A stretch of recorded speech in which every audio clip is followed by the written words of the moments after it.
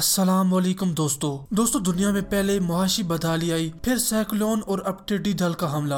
अगर इंग्लिश में कहें तो लोकस अटैक। 2019 के बाद एक मुसीबत खत्म नहीं होती कि एक आकर खड़ी हो जाती है। तो क्या है ये टिड्डियाँ, क्यों ये हम पर हमला करने लगी हुई हैं और उसके पीछे क्या रीजन है, और सिर्फ पूरी दुनिया में ये टिड्डियाँ तबाही क्यों फैला रही है। लेकिन हमारे पड़ोसी मुल्क भारत को लगता है कि इसके पीछे भी पाकिस्तान का हाथ है। इनका कहना है कि पाकिस्तान इन टिड्डियों को आतंकवादी बनाकर भेज रहा है और ये टिड्डियाँ पाकिस्तान की तरफ से भारत पर एक हमला है। दोस्तों जरा सुन लीजिए। ऐसे कमजोर और कायर पाकिस्तान से पूछता है सारा भारत दोस्तों कि क्या आतंकियों के बाद भारत में टिड्डियों वाली साजिश कर रहा है पाकिस्तान।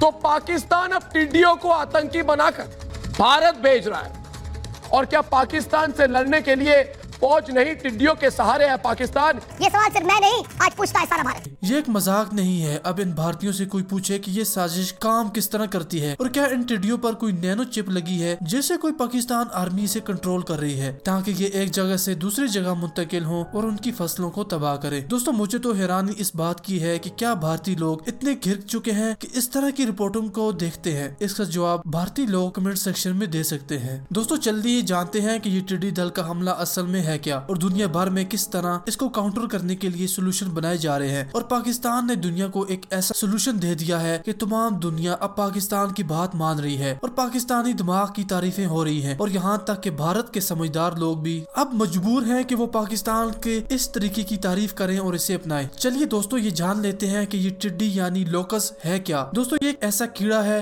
जो ग्रास चॉपर और क्रिकेट इंसेक्ट से काफी मिलता जुलता है, यानी ये तीनों कीड़े एक ही खानदान से मिलते हैं। लेकिन ये टिड्डी आमतौर पर सहरा के इलाके में पाई जाती है। उसकी खास बात यह है कि अगर इसे ग्रास चॉपर और क्रिकेट से कंपेयर किया जाए तो ये दो फेजेस में पाई जाती है, यानी इसके दो रूप हैं जो दूसरे कीड़ों में नहीं होते। वो ये है कि जब ये अकेला मौजूद होता है तो ये कुछ ऐसा दिखता है जैसा आपको सामने तस्वीर में दिखाई दे रहा है और इसे सॉलिटरी फेस कहा जाता है। और इस फेस में ये अकेले रहते हैं और जब ये क्राउड में होते हैं तो उनका पूरा रूप ही बदल जाता है। इस फेस में कुछ ऐसे दिखते हैं जो आपको सामने दिखाई दे रहा है। और ये फेस तब आता है जब बारिश हो और नए नए पौधे निकल रहे हों। इस फेज में ये बहुत ज्यादा खाते हैं, मतलब सारा का सारा दिन खाते हैं। सिर्फ झुंड में आने से इनमें सब कुछ बदल जाता है और उनके पहले फेज में कोई मसला नहीं है, लेकिन जब ये ग्रेगोरियस फेज में आते हैं तो उनका सब कुछ बदल जाता है और ये एक तबाही फैलाने वाले बन जाते हैं। ये इस फेज में पीले और काले रंग के होते हैं। इस फेज में ये ज्यादा खाते हैं, ज्यादा उड़ते हैं, इनका साइज बड़ा हो जाता है और इनका दिमाग भी बड़ा हो जाता है। इनकी सबसे हैरान करने वाली बात यह है कि ये सॉलिटरी फेज से ग्रेगोरियस फेज में किसी भी वक्त मुंतकिल हो सकते हैं। और ग्रेगोरियस फेज में इन टिड्डियों की झुंड बनते हैं और तूफान बनते हैं और ये जहां से भी गुजरते हैं हर चीज को तबाह करते जाते हैं, क्योंकि इनकी खाने की आदत इतनी बदल जाती है कि ये हर चीज खा सकते हैं। पत्ते, फूल, बीज, फल, फसलें, हर किस्म की फसल जैसे गंदम, मकई, घास हो, हर चीज को ये खा जाते हैं। तभी जहां से गुजरते हैं हर चीज को तबाह कर देते हैं। एक टिड्डी का झुंड आखिरकार कितना बड़ा हो सकता है। दोस्तों कीनिया में इसी साल जो टिड्डियों का झुंड पाया गया था वो 40 किलोमीटर बाय 60 किलोमीटर का था और 1 स्क्वायर किलोमीटर के अंदर 150 लाख मिलियन टिड्डियां हो सकती हैं। ये इतनी ज्यादा होती हैं कि अगर जमीन पर बैठ जाएं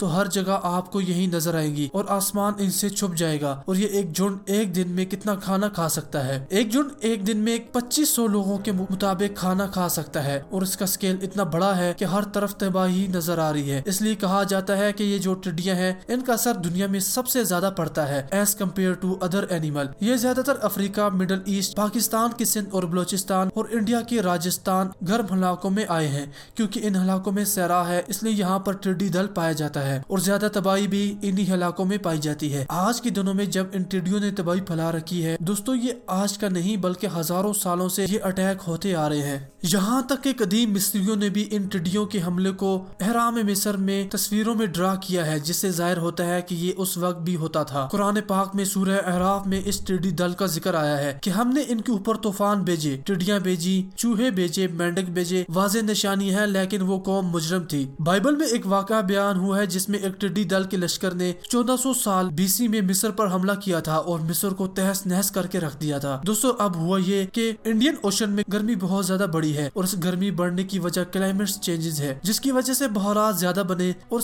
ईस्ट अफ्रीका में 2019 में बहुत ज्यादा बारिशें हुई और सैलाब आए और इसमें कई लोग भी मारे गए। सहरा में जब घास उगनी शुरू हो गई और बारिशें ज्यादा लगी तो इन टिड्डियों ने अपने पहले फेज से दूसरे फेज में जाना शुरू कर दिया और इसी वजह से टिड्डियों ने ग्रेगोरियस फेज में बदलना शुरू कर दिया और एक लश्कर ने इसी साल फरवरी में इथियोपिया में तबाही फैला दी। वो लश्कर ईरान आया और फिर पाकिस्तान के बलोचिस्तान और सिंध में तबाही फैला दी। और दोस्तों अभी और भी लश्कर इस इलाके में बन रहे हैं और वो ईरान के रास्ते पाकिस्तान और फिर इंडिया की तरफ आने वाले हैं। दोस्तों अब सवाल ये उठता है कि क्या क्या तरीके हैं इस टिड्डी लश्कर से लड़ने के लिए। सबसे पहला और आसान हल ये है कि आप इनके ऊपर कीड़े मार अद्वियात छिड़क दो। रात को ये ग्राउंड पर होते हैं और हेलीकॉप्टर से पेस्टिसाइड इन पर छिड़क दो तो ये मर जाएंगे। इससे तो टिड्डी दर मर जाती है, लेकिन इनके खतरनाक जहरीली अद्वियात से इंसानों में कई नई बीमारियां फैलने का खतरा है। दूसरा सोल्यूशन ये है कि आप इन पर माहौल दोस्त अद्वियात छिड़क दो, लेकिन इसमें टिड्डी दल को मरने में काफी टाइम दरकार होता है, इसलिए वो इतने इफेक्टिव नहीं होते। तीसरा इनका सोल्यूशन यह है आप ऊंची आवाज पैदा करो, यानी डीजे, लाउड स्पीकर से और किसी भी तरह से आवाज के हथियार से इन्हें भगाया जा सकता है। दोस्तों भारत में इसके टेस्ट भी किया जा चुका है।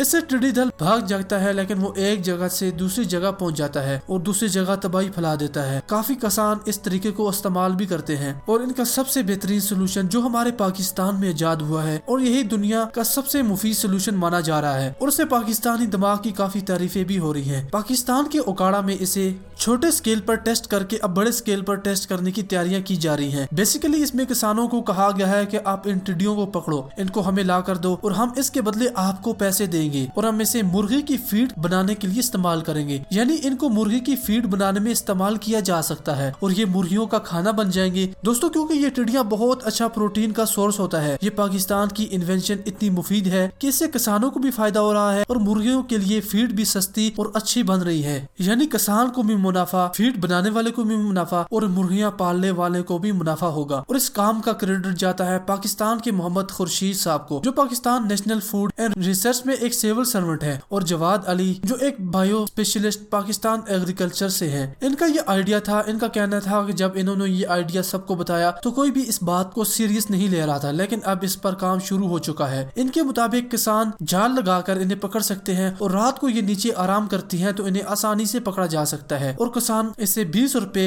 फी किलो के हिसाब से बेच सकता है। और इस आइडिया का टेस्ट बड़ा कामयाब हुआ है और एक किसान एक रात में 10,000 रुपए आसानी से कमा सकता है। उनका कहना है कि ये टिड्डियां मुर्गियों के लिए भी काफी फायदेमंद हो सकती हैं, क्योंकि इनमें 70% प्रोटीन होता है जो मुर्गियों के लिए काफी फायदेमंद साबित होगा। वैसे चिकन फीड में जो सोयाबीन इस्तेमाल होता है, पाकिस्तान को बाहर से इंपोर्ट करना पड़ता है, उसमें प्रोटीन की मिकदार 50% है, लेकिन इसमें 70%, इसलिए ये ज्यादा फायदेमंद हो सकता है और मुर्गियां ज्यादा अच्छी और ज्यादा मिकदार में गोश्त हासिल किया जा सकता है। और इस आइडिया को लेकर पूरी दुनिया में पाकिस्तान की तारीफें हो रही है। दोस्तों पांचवा आइडिया भी है जो खुद इंसान इन टिड्डियों को खाना शुरू कर दे। दोस्तों इसकी इब्तदा तो बहुत पहले से हुई है, लेकिन अब टिड्डी दल के हमले में पाकिस्तान ने सबसे पहले टिड्डियों को खाना शुरू किया है। पाकिस्तान के कराची में इन टिड्डियों से बनी बिरयानी काफी मशहूर है। सिंध और बलोचिस्तान में ये काफी मिकदार में खाई जा रही है, क्योंकि इस्लाम में इनको हलाल करार दिया है। दोस्तों ये इसलिए होता था कि पहले जमाने में जब टिड्डियां फसलों पर हमला कर देती थी तो लोगों के पास खाने के लिए कुछ भी न बचता, इसलिए इनको खाने की इजाजत है। इस्लाम के अलावा यहूद मजहब में भी इनको हलाल समझा गया है और इसराइल में ये आम तौर पर ये डिश बनाई जाती है और ये डिश बहुत महंगी तस्वर होती है और इसराइली यहूदी इन्हें हजारों सालों से इस्तेमाल करते आ रहे हैं। दोस्तों आपको ये इन्फॉर्मेशन कैसी लगी? अगर वीडियो पसंद आई है तो वीडियो को लाइक जरूर कीजिएगा, अपनी राय भी हमें जरूर दीजिए। हमें इजाजत दीजिए, खुदा हाफिज।